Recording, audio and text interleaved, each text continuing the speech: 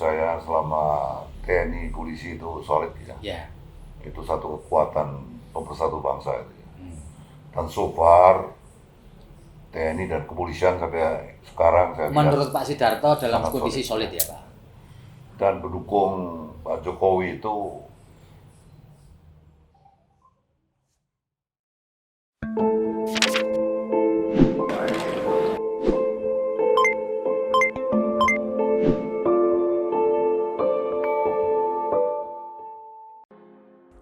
Sidarto Danusubroto adalah anggota Dewan Pertimbangan Presiden atau Wantimpres.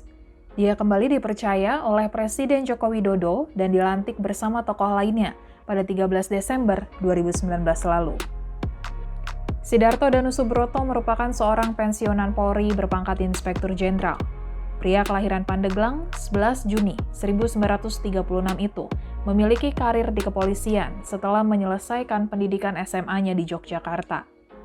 Sidarto lulus dari Perguruan Tinggi Ilmu Kepolisian atau PTIK pada 1962. 5 tahun kemudian, dirinya dipercaya menjadi ajudan Presiden pertama Republik Indonesia Soekarno.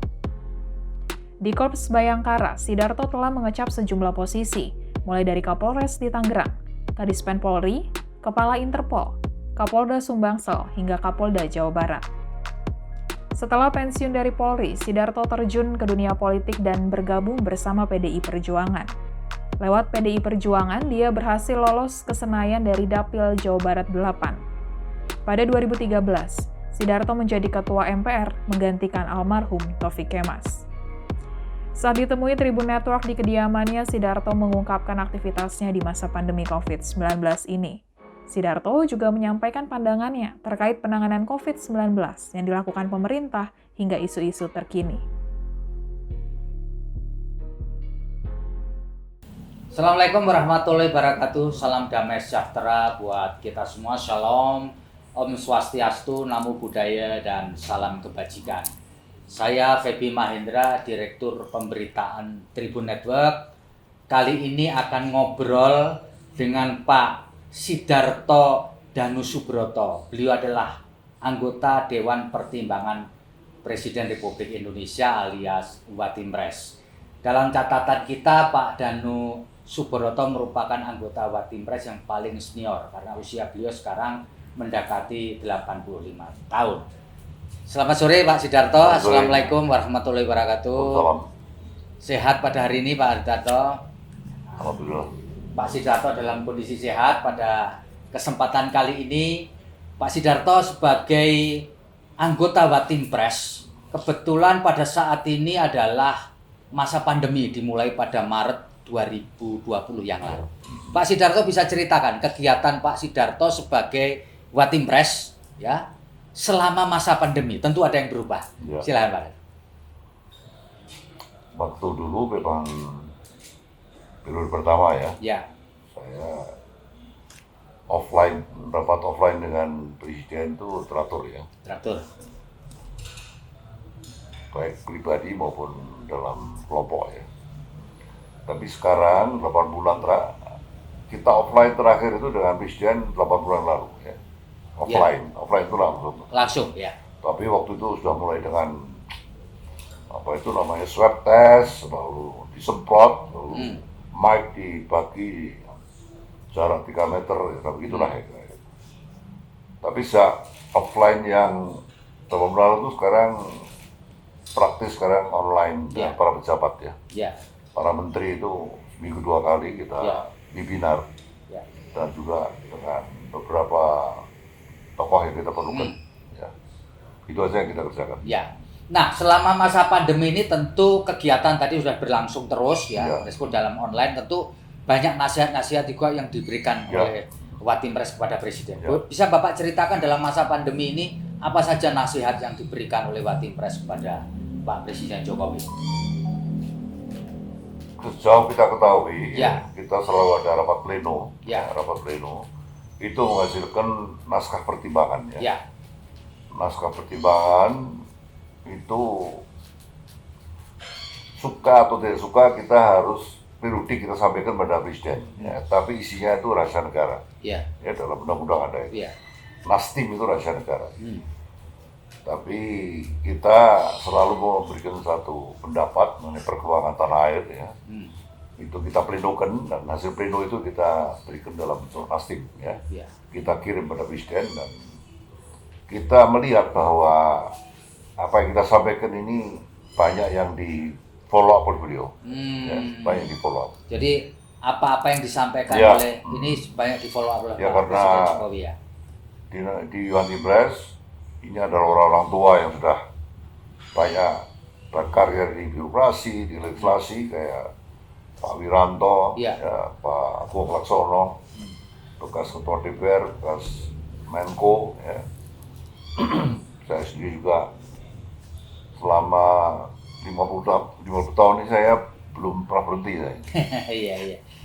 Aktif terus ya. 35 tahun itu di kepolisian, lalu 15 tahun di DPR, MPR, dan sekarang tahun ke-6 di Wanti Press. Pak Dekarwo juga gubernur 2 periode ya. Mbak Putri juga dulu di Kin ya, pengurus Kadin, lalu Dawe Putih, tokoh agama, ya, jadi ya Datuk Sidoarjo juga, ya, Pak Mardiono dari P3, semua saya kira kita kompak. Jadi punya track record semua yang panjang, yang Pak panjang, ya? Dan orang-orang yang saya anggap sudah dimatakan oleh politik ya.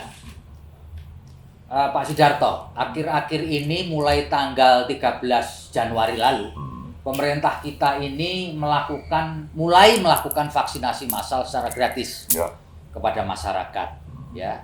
Dimulai dari Pak Presiden Jokowi, ya. Tetapi kemudian tetap saja dalam masyarakat menimbulkan pro dan kontra. Dalam konteks ini apa komentar Pak Sidarto terkait dengan program vaksinasi yang dilakukan sekarang untuk memutus mata rantai penyebaran COVID-19?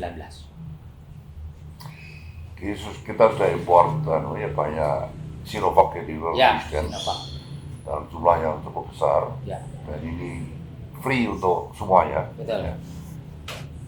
Ini sudah full proof di banyak negara.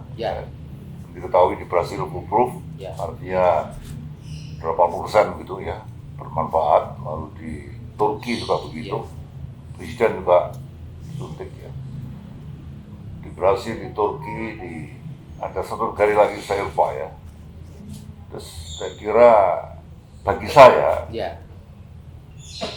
keputusan yang diambil oleh presiden dan pemerintah untuk vaksinasi massal itu adalah right on time ya. Right on time. Dan itu harus dilaksanakan secara nasional ya. Mulai dari tahap-tahap saya kira sudah ada ya. Ada tahap di kalangan tenaga kesehatan, TNI kepolisian, dan seterusnya. Ada tahap-tahapnya itu. Ya.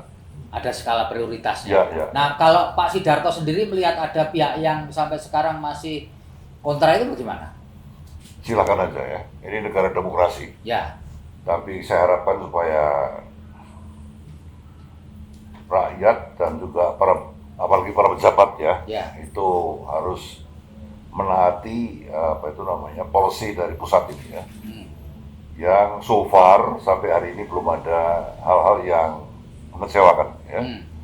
Kita mendengar bahwa produk-produk lain seperti Pfizer, seperti Moderna ada beberapa masalah di negara lain.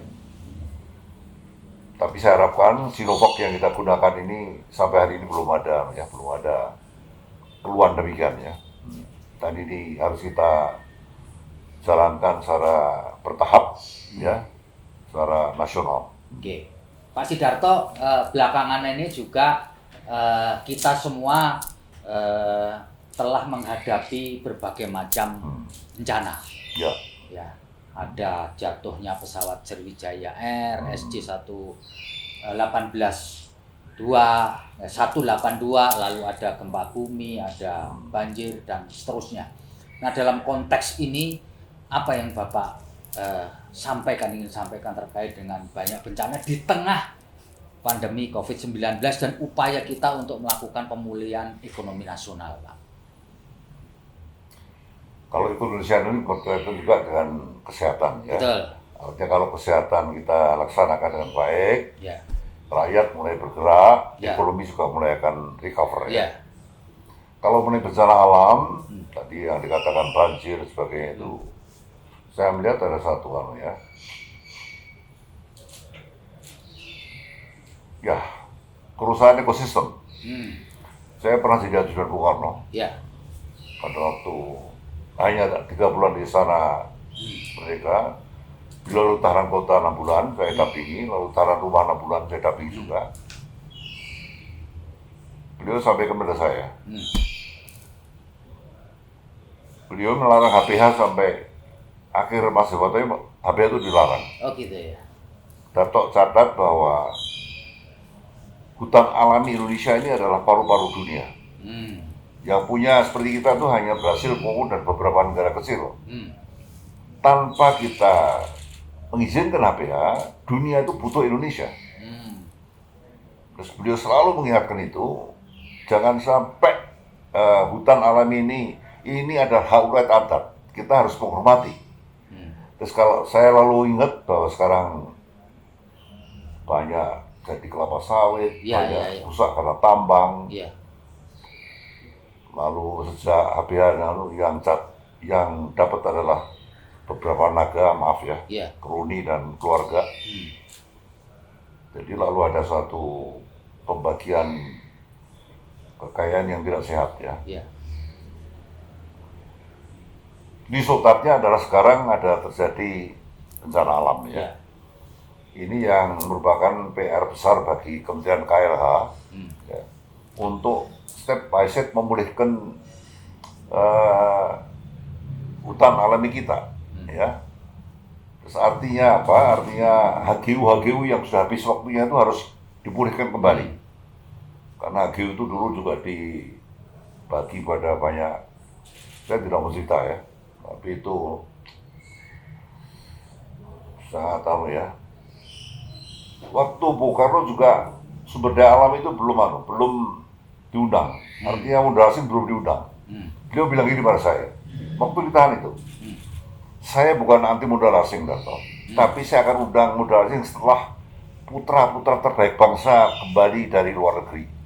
Mereka lah nanti akan memimpin pengelolaan sumber daya alam kita. Tapi beliau tersingkir dan mulailah sumber daya alam itu masuk ya. Sekarang Presiden Jokowi mulai mengembalikan kembali Freeport 50% diambil kembali. Rokan, Bontang, itu step by step mulai kita ambil kembali ya. Itu yang artinya idealisme Bung Karno sekarang ditangkap dengan baik oleh seorang Jokowi. Oh gitu ya. Ya idealisme yang dulu pernah disampaikan oleh Bung Karno ya. Pak Sidarto. Pak Sidarto, Bapak kan terakhir adalah seorang perwira tinggi di Kepolisian Republik Indonesia. Nah pada saat ini DPR sudah menggodok lalu meloloskan Komjen Listio Sigit Prabowo sebagai calon Kapolri pengganti dari Pak Idam Aziz. Sebagai orang yang pernah lama berkecimpung di kepolisian, apa pendapat Bapak mengenai sosok yang mungkin berbeda dengan Kapolri yang lain terkait dengan background-nya? Kepolisian pernah memiliki 2 orang Nasrani sebagai Kapolri. Siapa itu? Pertama Pak Widodo Budidarmo. Pak Widodo Budidarmo. Waktu beliau Kapolri saya akan dispen ya. Oke, siap. Lalu sekarang ya.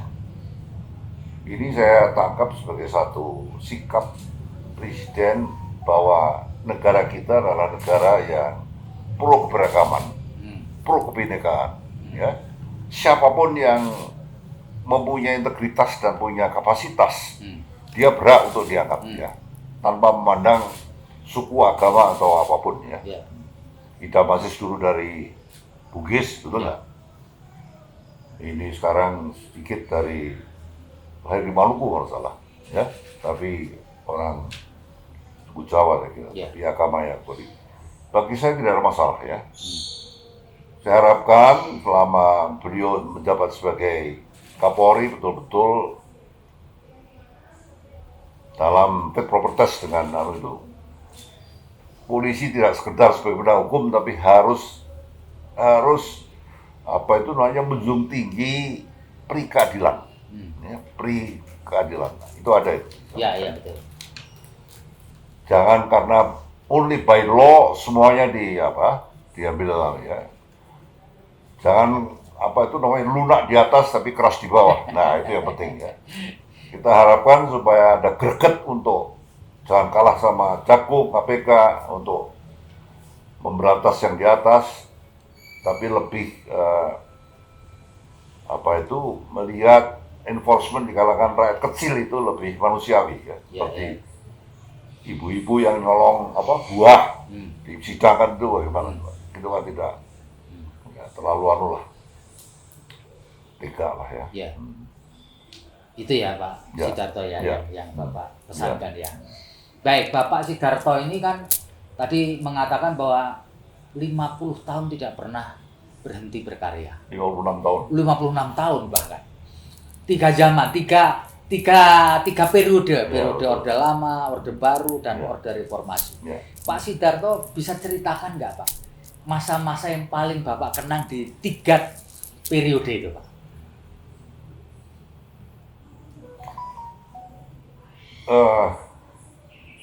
Saya mengalami masa era Bung Karno ya, waktu di kepolisian, bahkan pernah jadi ajudan beliau. Saya tangkap idealisme seorang Soekarno, bagaimana beliau melarang HPH, bagaimana sumber daya alam itu belum jatuh ke orang asing. Lalu Orde Baru, ya. Saya 4 tahun jobless ya. Maaf dulu ada golongan A ya. Bukan ada pengadilan dulu, ada Perpu ya. Golongan A itu hilang ya. Golongan B itu Pulau Buru, Nusa Kambangan. Golongan C itu C1 itu pensiun langsung. Saya kena C2. Oh C2. Itu mentok sampai kolonel. Jadi saya Kadispen, Interpol yang jabatan Pati itu saya kolonel terus. Kolonel. 8 tahun. Ya, baik. Pak Anton datang yang seorang yang Soekarnois, kebetulan jadi Kapolri, Pak Beni jadi Pangap. Itu lalu saya diberikan peluang untuk naik bintang. Jadi saya sayangkan bahwa era Orde Baru itu sumber daya alam dan HPH itu terlalu diobral, maaf ya, kepada kroni, pada keluarga dan sebagainya. Sehingga kalau sekarang banyak bencana itu adalah salah satu akibat daripada terlalu sembrono ya, dalam pengelolaan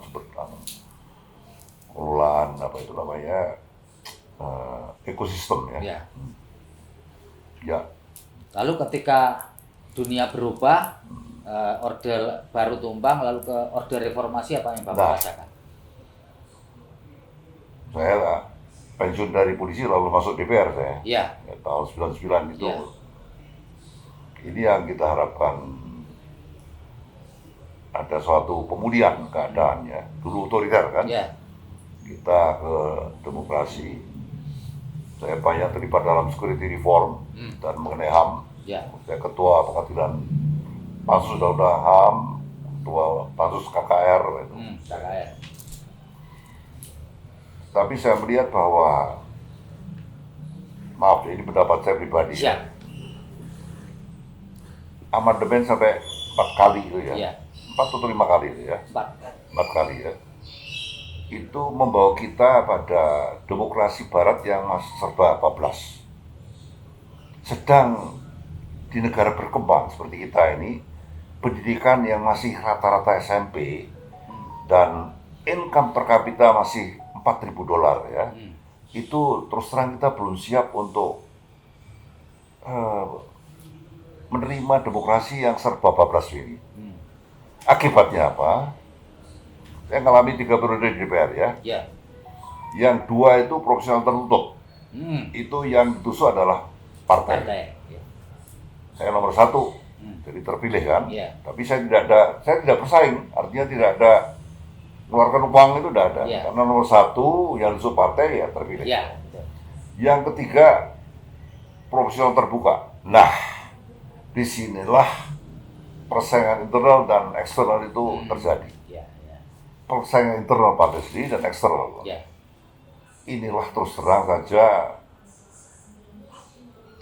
yang ada serangan fajar, serangan maghrib, serangan subuh itu. Ya, Itu ada ya. Itu bukan rahasia lagi ya. ya. Sekarang bahkan dijuluki demokrasi NPWP. Apa itu NPWP? Nomor piro wani piro. Nomor berapa nih bro? Ya.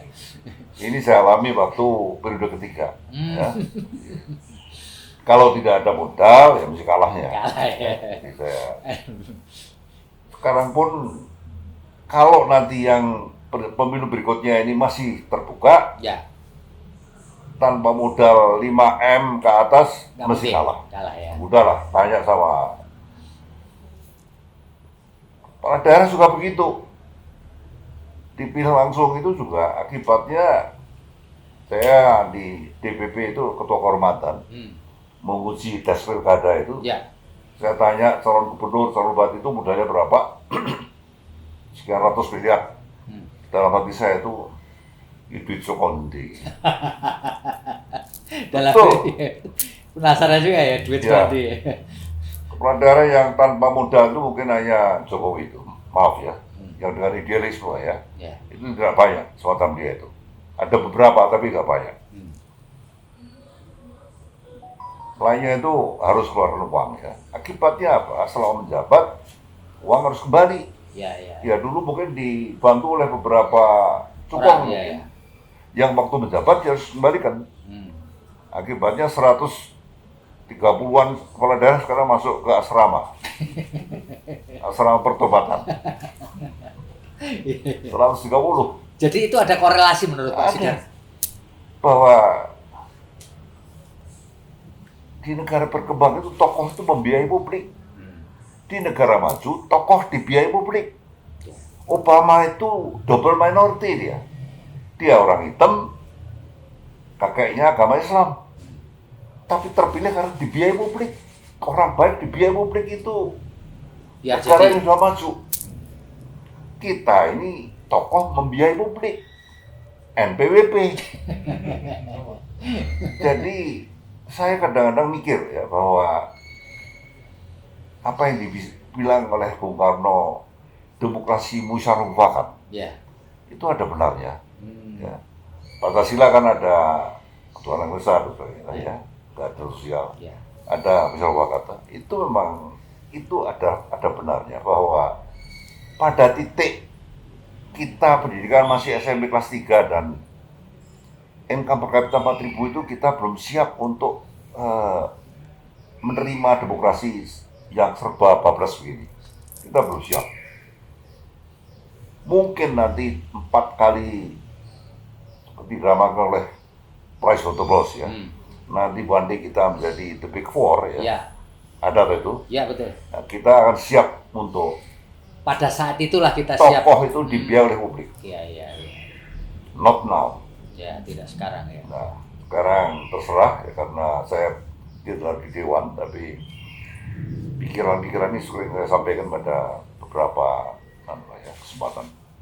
Itu ya, Pak Sidarto. Pak Sidarto, kita juga akan memasuki di mana masa pasca Presiden Jokowi, karena beliau tidak akan mungkin lagi mengikuti kontestasi ini. Ya. Menurut Bapak, apakah sekarang ini sudah kelihatan Pak, talent kita untuk menjadi pemimpin pasca Pak Jokowi Pak? Ini masih 3,5 tahun lagi ya. 3,5 tahun lagi ya. Ya. Tapi itu masa 3,5 tahun itu pendek loh Pak sebenarnya. Kelihatan Pendek. panjang tapi pendek loh. Tapi nanti akan kelihatan pada tahun terakhir 2023 nanti akan kelihatan. 2023 ya. Karena masa 2 tahun ke depan ini orang yang surveinya di atas bisa turun, orang yang surveinya menengah bisa naik, orang yang surveinya di atas bisa naik lagi. Kita tidak tahu. Ya, ya, ya. Derajat, rezeki itu tidak akan tertukar. It's true. Gitu ya Pak ya. Loh, saya ini tahun 55 masuk Akpol itu no single cent. Saya ini di Kompas ada kan? Iya. Saya tidak betul-betul saya cerita saya kan ya. Saya dari Jogja ke Jakarta naik kereta api itu tanpa sangu 1 perak pun enggak. Jadi dari Stasiun Gambir ke rumah kakak saya itu jalan kaki. Bonek Pak, istilah sekarang itu ya, bondo nekat. Bodoh nekat aja. Ditanya orang tuh, "You pengen jadi apa?" "Saya tidak berani punya cita-cita." Ada di Kompas itu. Iya. Gitu. Iya. Karena nggak ada uang sama sekali.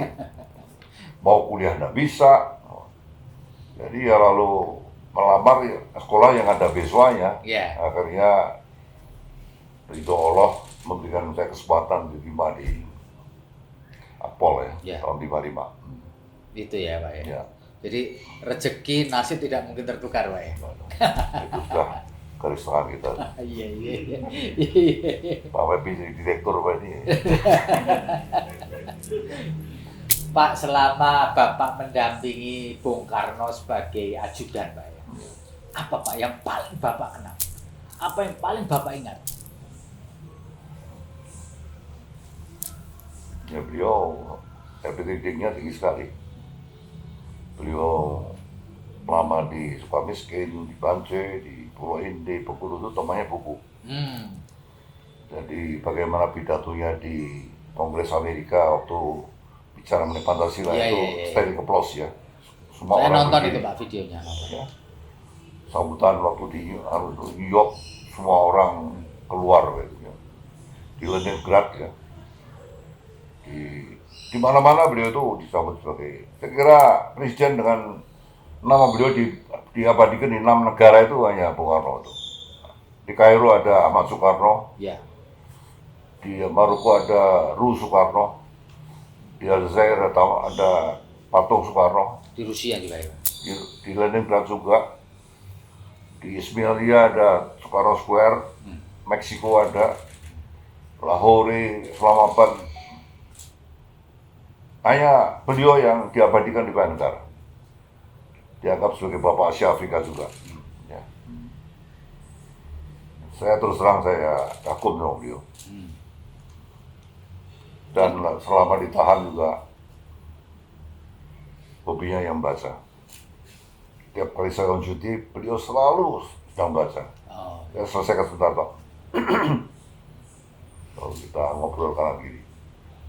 Itu kenangan yang paling Bapak ingat ya, bahwa beliau hidupnya membaca Pak ya. Ya, jadi bagaimana Pancasila dilahirkan, bagaimana Indonesia menggugat pidatonya di banyak kesempatan di Kongres itu punya kelas ya. Ya, Pidato yang punya kelas ya. Ya, ya, ya.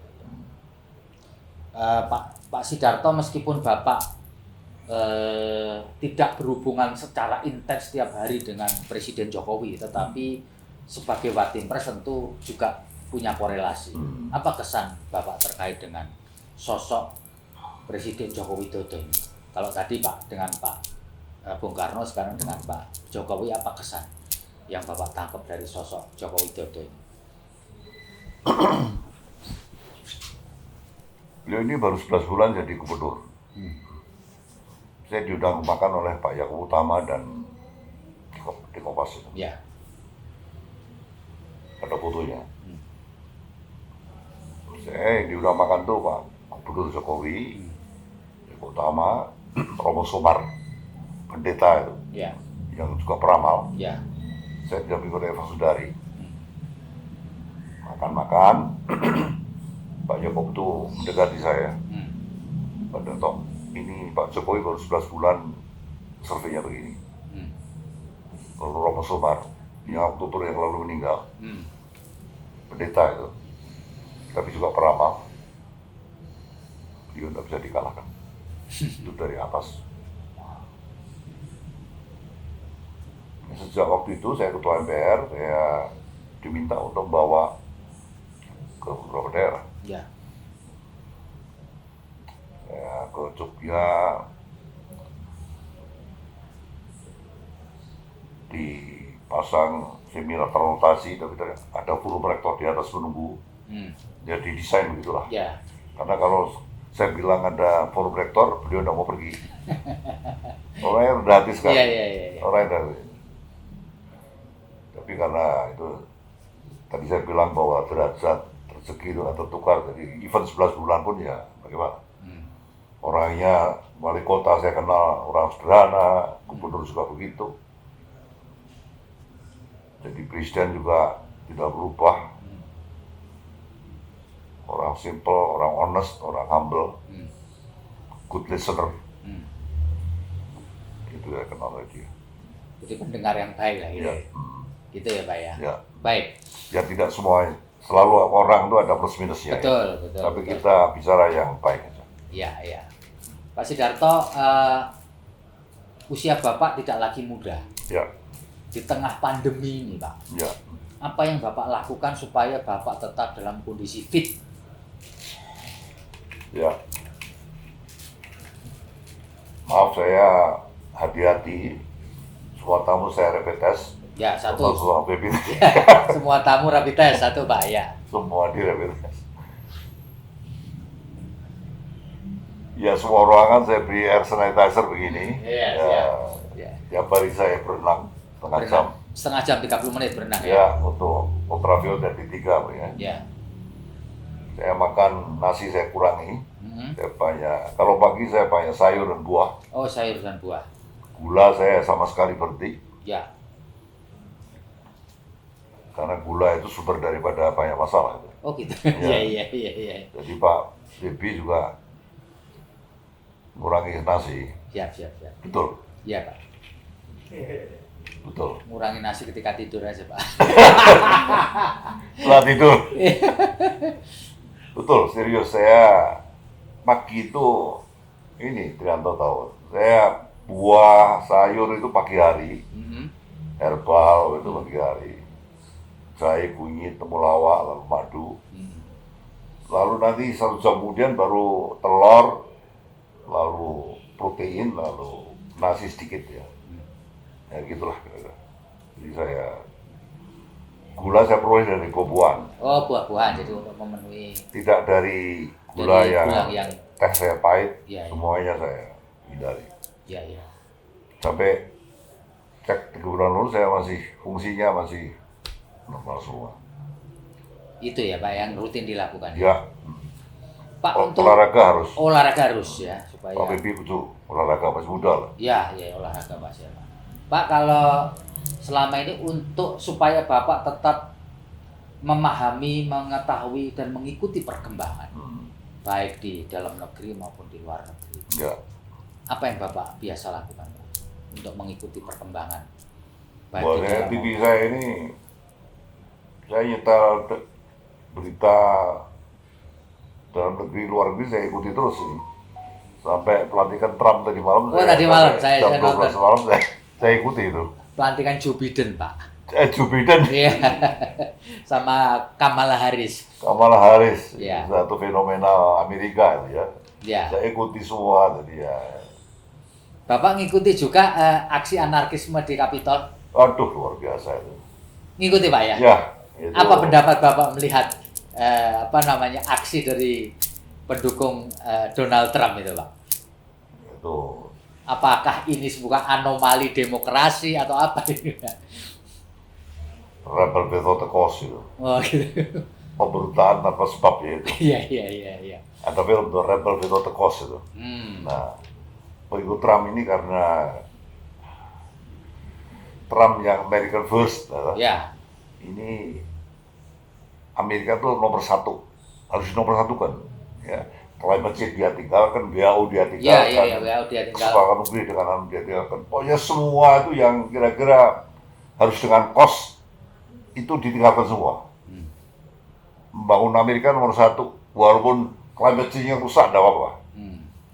Sekarang Biden mulai membalikan lagi, Ya. climate change, Obamacare, Ya. ya, Ya. lalu WHO, Ya, masuk dia balik lagi ya.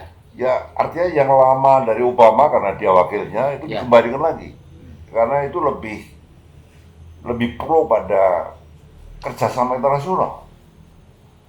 Kalau Donald Trump itu memang pengusaha, dengan usaha dan mungkin semua dihitung dengan untung rugi ya mungkin ya. Dia memperlakukan Amerika juga begitu. untuk kepentingan Amerika dia kalahkan semuanya. Hmm. Itu yang terjadi waktu nyerbu Kapitol. Jadi ya pasti di negara pasti ada, tapi itu bagi saya itu adalah demokrasi itu. Bukan demokrasi. Jadi itu wujud dari demokrasi ya. Ya. Dia dikudeta oleh informasi ya. Ya. Semua di blackout semua. Loh iya betul. Mulai dari Twitter, mulai dari Facebook, mulai dari Instagram, Betul. semuanya di blackout. Dia di ban semua lalu dilarang. Di impeach 2 kali oleh Ya. Kongres. Ya. Hanya Senat aja, tapi 2 kali dia mengambil. Oleh Kongres ini satu-satunya Jadi presiden dia itu ASEAN 2 kali, Pak. beritanya itu meninggalkan White House dengan disgrace. Ada loh itu. Ya, betul. Itu Trump. Ya. Jadi itu sejarah Amerika yang yang agak sedikit gelap ya. Ya.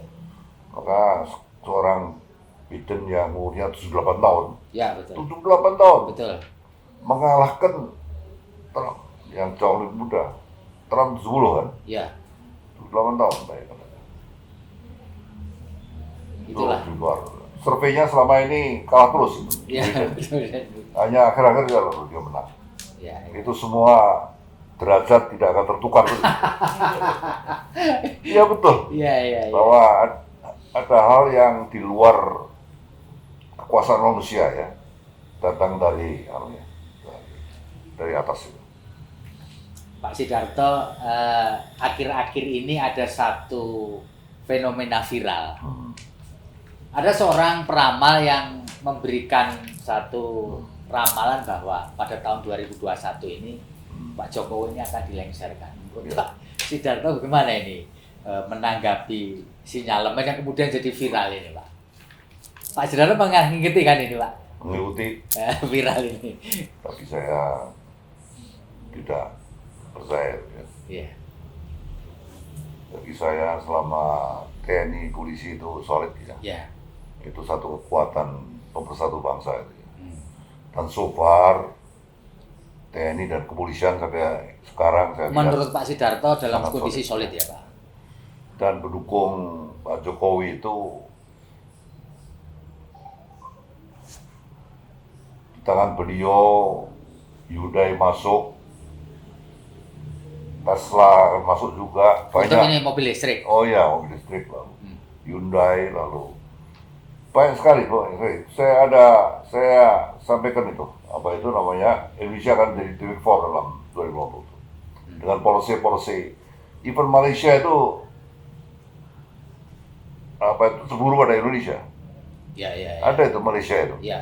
Beberapa investor yang mau ke Malaysia itu pindah ke kita, memindah kita dan Vietnam yang dilirik oleh Barat, dilirik modal ya, itu Indonesia dan Vietnam.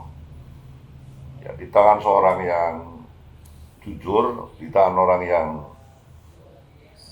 dipercaya oleh dunia itu, insya Allah modal akan datang ya. Investasi ya, Pak ya. Dan kita harapkan 2021 pertumbuhan ekonomi itu akan mulai naik lagi. Dilihat lagi ya, Pak ya.